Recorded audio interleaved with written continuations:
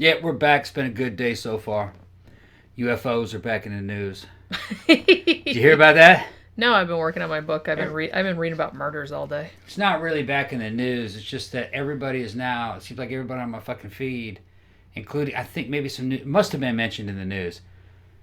They're talking about how the Air Force and the Navy, the Pentagon. That's what it is. That the Pentagon is verifying all them damn UFO videos that the Navy took. Yeah, this goes back to 2015. Yeah, I was gonna say I remember hearing about that. Yeah, but they're just back. Yeah, that's real. You know, we don't know what that is. It's a UAV or UAF or UAP. That's what they call it, right? Unidentified aerial phenomena. Pierogi. Yeah. Yeah. What's it doing, kitty? You gonna show him your ass? Yeah. You gonna give him some ass? Say, boink. Yep. The fucking pops up.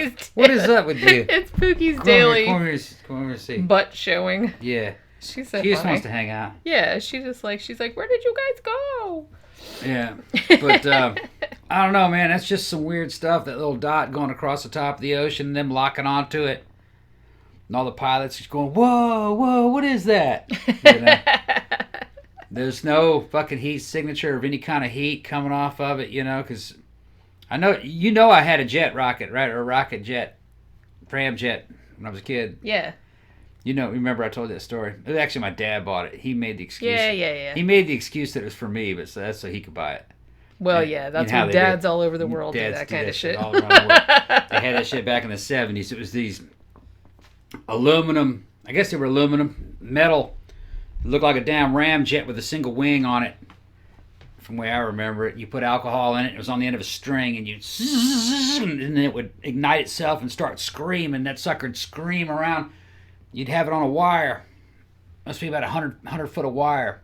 You could add more wire if you wanted to. You know, it was before radio control. Well, they had radio control, it was just too expensive. Yeah. It was just on a wire controlled. You know, you could get it to go up and down. That was it.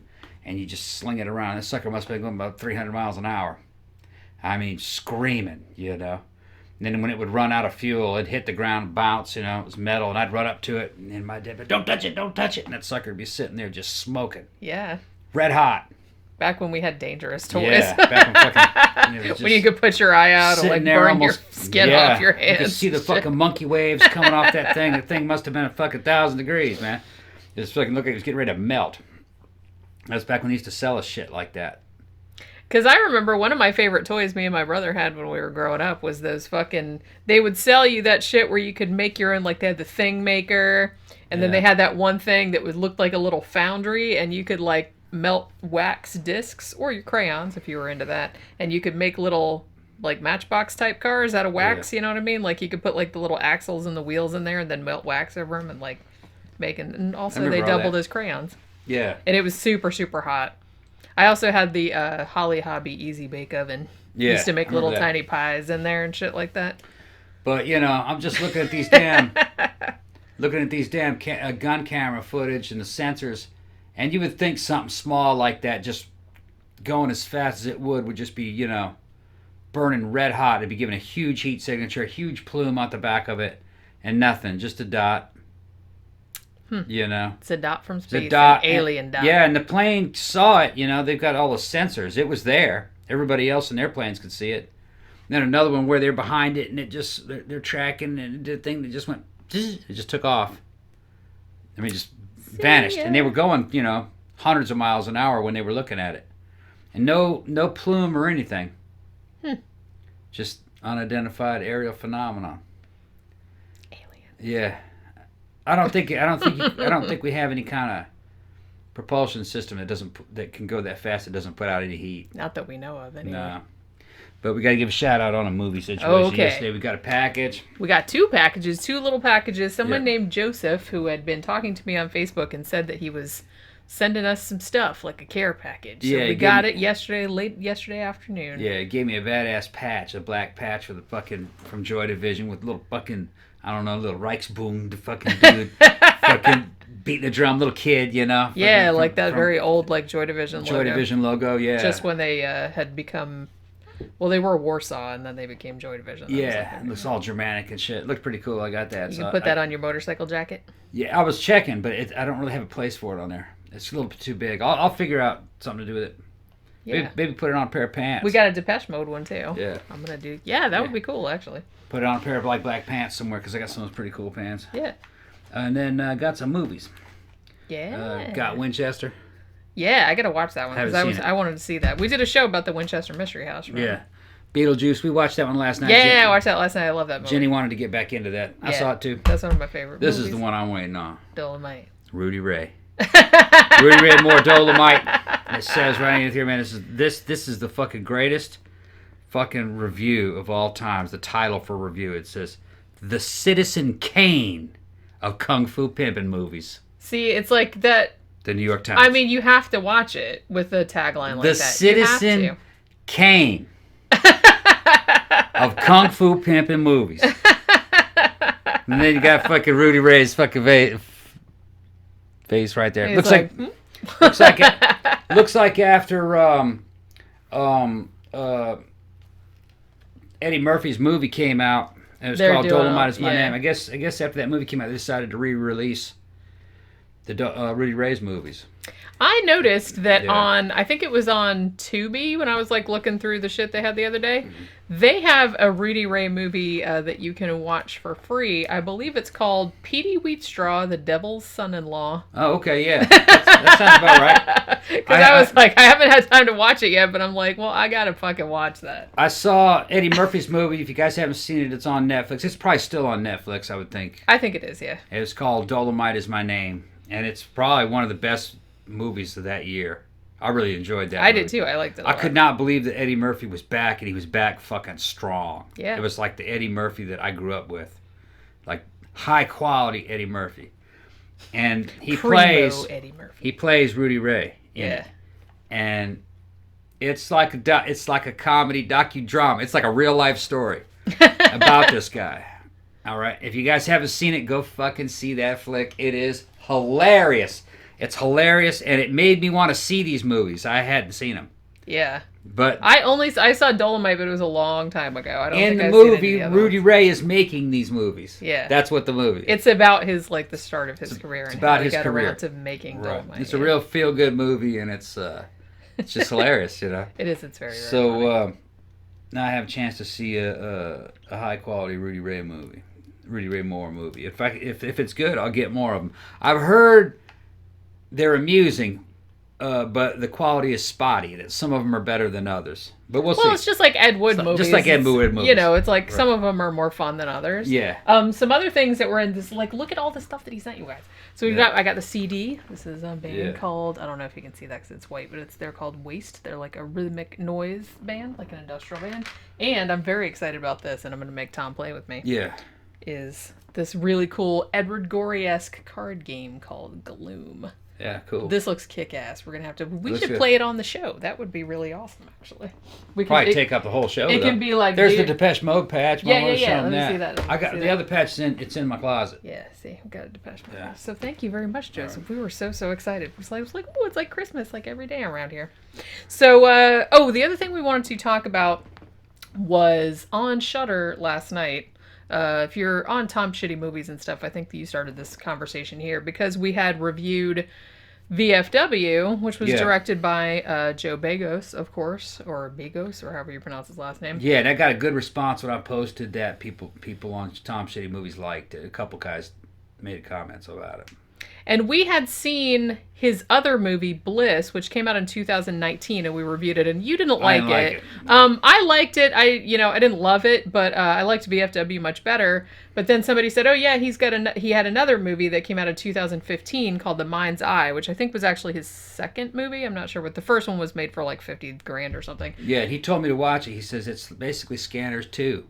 It is. It's like sounded good. I watched it, and it's exactly. And Shudder had that one as well. It had it pretty much had like his three main movies. Yeah, and it's got kind of a John Carpenter style score in it, which I liked. Yeah. But it has a Cronenberg feel to the movie, especially as it goes on.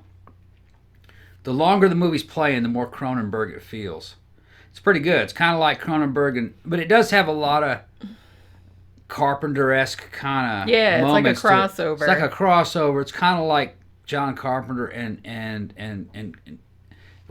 Cronenberg making a movie together. That's kind of what it's like. Yeah, it definitely did give me that kind of vibe. Practical effects, dudes getting their heads split open. Yeah, many exploding heads. Exploding heads.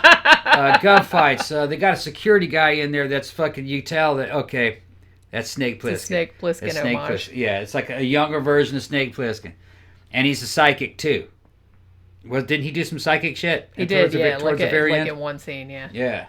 Because I guess it's about this dude who owns this fucking institute that's studying psychokinesis, which is pretty much the kind of the same deal that you have out of scanners. Yeah. And it's on a damn... He's got his own compound, too, with private housing, a la The Brood. Yeah. Okay? Give me a little bit of a Dead Zone vibe, too. Yeah. It's got a lot of Dead Zone vibe. Because it's, like, wintry. But there was another one there that I was saying, there was something I was going, boy, this reminds me a lot of Christine or something. No, what was it? There was another movie that I said that it reminded me of. A Cronenberg one or a Carpenter one? I think it was a Carpenter. Doesn't matter. But it's a low-budget movie that's punching way above its weight. You could tell that they really cared about the movie when they made it. Real good shots in snow. Good scenery taking place in the early 90s. Yeah, 1990 it's supposed to. So you have all the 80s kind of feel to it. It's good. It's real good. If you liked VFW, go see this one. I would say VFW is better.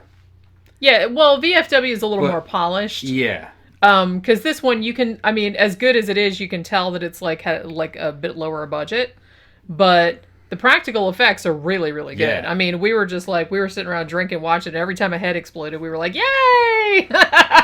My only gripe about it is that maybe like the front half of that movie, it had a few scenes in it where it was a little too dialogue heavy for that genre. Cronenberg's is actually very stark. It is, yeah. And so was Carpenter. Carpenter's dialogue was kind of stark and slightly odd too. Like Assault on Precinct 13 doesn't really seem to have any natural dialogue to it. Yeah. The dialogue sounds very kind of wooden and stilted, yeah. A little bit wrong. But that's what made those movies, though. There was something that kind of gave a certain kind of vibe to that movie that made it seem kind of, what's a good word for it? Illicit. Yeah. Or something, Yeah, I see what you're saying. Yeah, well, the front half of the movie was a little too dialogue heavy in certain areas. They explained too much. Don't talk, just show. You know what I mean? Yeah. But the second half, it really picked up. Oh, it definitely did. Yeah, it became the movie I wanted it to be in the second half. So overall, I'd still, I'd give it an 8 out of 10 for the type of movie that it is. And the guy playing the doctor was he was great. He was like fucking so over the top and shit. You reminded me now that you said it. Yeah, it did remind me of From Beyond. Yeah, that's right. From Beyond, remember? Yeah. The bad guy in this Stuart one Gordon, is kind of like the same bad guy from Beyond. Yeah, he's a crazy very mad scientist that could do things, doing the impossible with like mental powers, the pineal gland type shit. It's like that. Another homage, and I didn't even think of this until later, but the opening card of the movie that says this movie should be played loud. Yeah, absolutely. That was a reference to Driller Killer from I think it came out in 1981. Yeah. Abel Ferrara directed it. He also did Ms. 45, which we reviewed a long time ago. But yeah, so that's what that was an homage to. That was an homage to Driller Killer. Yeah, and the movie has a great fucking Carpenter-esque score. 80s style score, like a vapor or a new retro wave type score.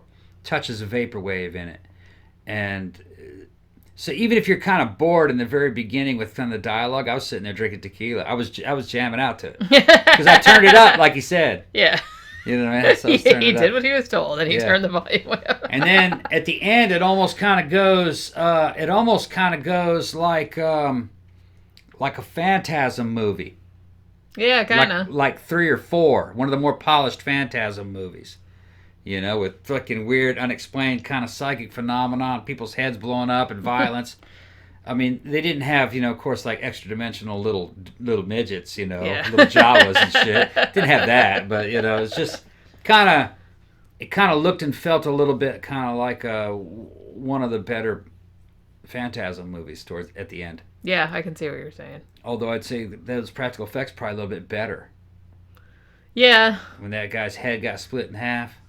Yeah, that looked pretty there good. was some really, really good and then the head trauma in this movie. Yeah, the bad guy's got one of his henchmen is like maybe like a 30-year-old kind of Snake Plissken type dude. It's very similar hair, kind of that same kind of look that Crussell has, and he's got the eye patch, but he's in a black suit. But you could kind of imagine that might be something Snake would have done for a little while or something after he got out of the suit. But the thing is, I think he gets killed in that movie. Didn't he or did he get killed, or no, he ran off, you never saw him again, did you?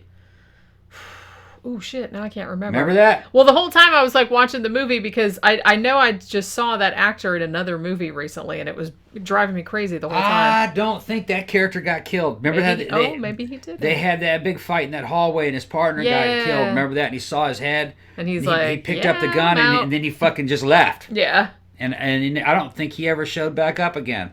Yeah, maybe he didn't. Now Like, that you mentioned because it. he was kind of like, fuck, you know what I mean? Fuck this. That might have, maybe that was supposed to be Snake. Yeah. I don't know.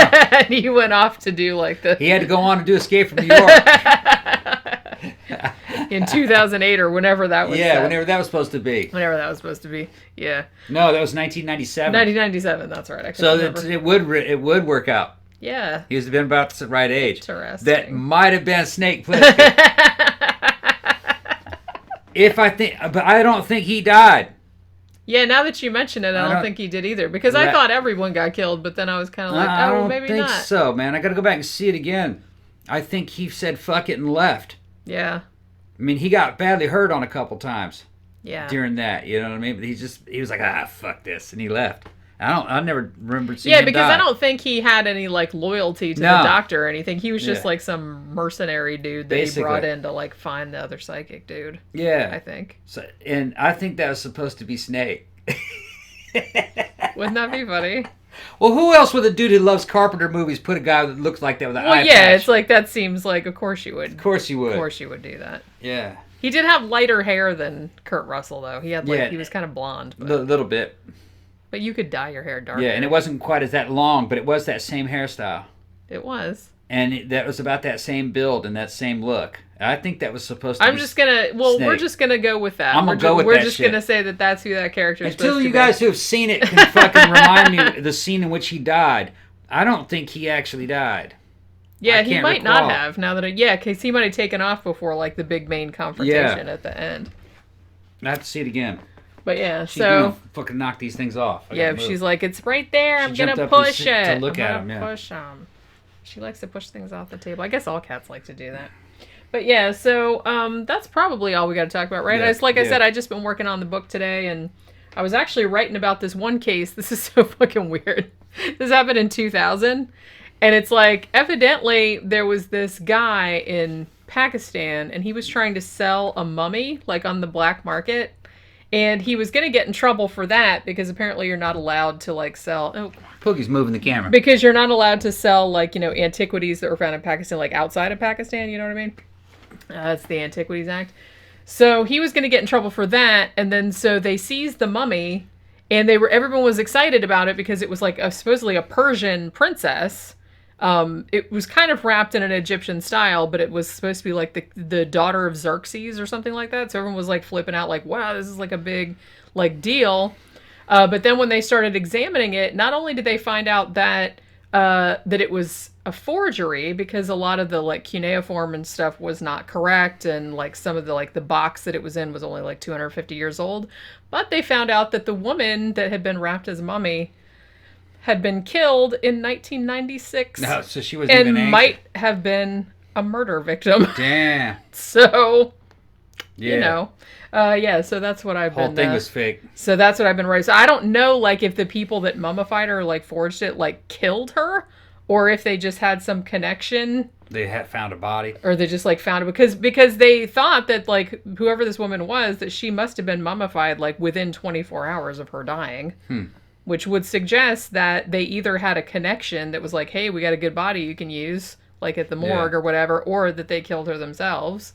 But they still don't know who she was. Some kind of organized crime thing, like that's kind of what I'm thinking. The best place to hide the body would have been in fucking plain sight, We'll sell it to a rich person, and then they'll although it would have been like, I guess they were trying to get like a shit ton of money by saying it's a Persian mummy, even though they didn't make mummies in Persia, but which drew more attention to it. Obviously, I mean, they were trying to get $11 million for the shit. They even tried to sell it to the Met in New York, but the guy that looked at it was like, yeah, that's a fake. Right. He didn't even see the body. He just saw pictures, and he could just tell from the inscriptions. He's like, yeah, that's not a very good forgery. Right. But yeah, it was like a fascinating case, and it's like, you don't really hear it. I had never heard of it before, and I just kind of found it while I was looking for unsolved deaths in 2000, and I was like, holy crap.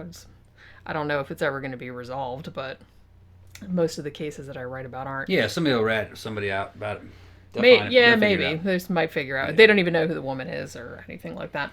But yeah, so that'll probably do it for today's show, I think. Hope you guys are enjoying the one that we put up earlier about old Alfred Packer, the cannibal, and also about the Donner Party. I had a good time doing that show. As you can tell, because it ended up being almost 4 hours long. He just looked at you like you said something wrong. She's still looking at me like that. She's looking at me all cockeyed. Like, what? She does that shit often. Yeah, she has out of the really... blue, so it's like, what? She has really distinct facial expression. She does not like it when you yawn.